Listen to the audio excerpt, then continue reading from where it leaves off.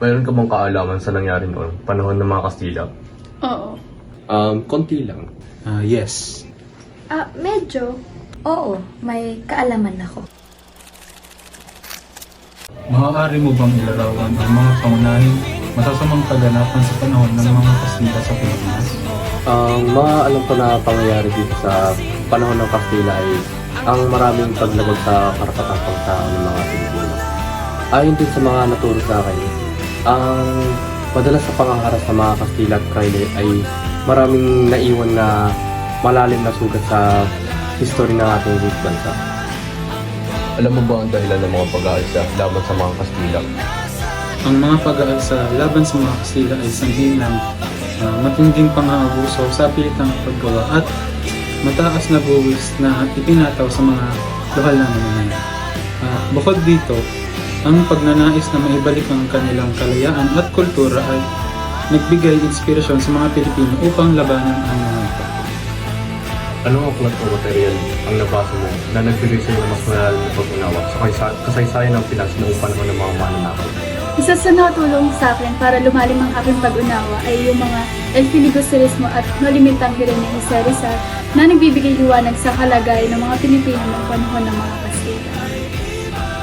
Tingin mo, ano nagsilbing gabay at nagbukas sa isipan ng mga Pilipino upang labanan ng mga mananakop na ito?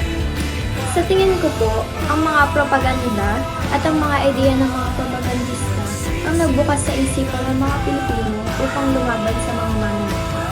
Ang mga akda nila na nagbigay diin sa pagsasamantala at pagdurusa ng mga tao ay nagbigay inspirasyon sa pagkakaisa at nationalismo.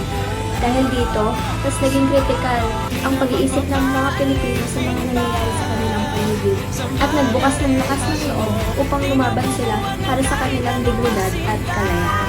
Naniniwala ko ba ang paggamit ng papel at panunulat ay maaaring panlaban sa mga Kastila sa ginawa nilang kasawaan sa atin? Oo, naniniwala ako na ang paggamit ng papel at panulat ay maaaring maging isang malakas na sandata laban sa mga Kastila at sa kanilang mga masasamang gawa. Sa pamamagitan ng pagsusulat, maaaring nating ipahayag ang ating mga saloobin at mag-udyok ng nationalismo. Ipakita ang mga paglabag sa karapatang pangtao. Ang mga akda na ito ay nagbigay ng inspirasyon sa mga Pilipino na lumaban para sa kanilang karapatan at ating kalayaan.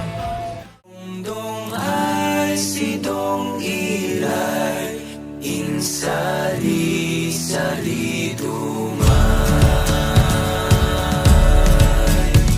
alamat. Literature has greatly shaped our understanding of Philippine identity and culture, in particular through the works of Filipino authors, especially the three propagandists. I've learned about our people's struggles and dreams, which resonates both locally and internationally. Moreover, their literary works opened my eyes to the fight for freedom and helped me appreciate our values and traditions.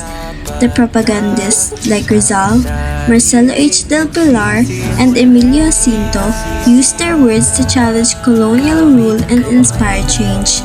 Ultimately, they showed us that through the pen, we can contribute to our country's freedom and create a better future.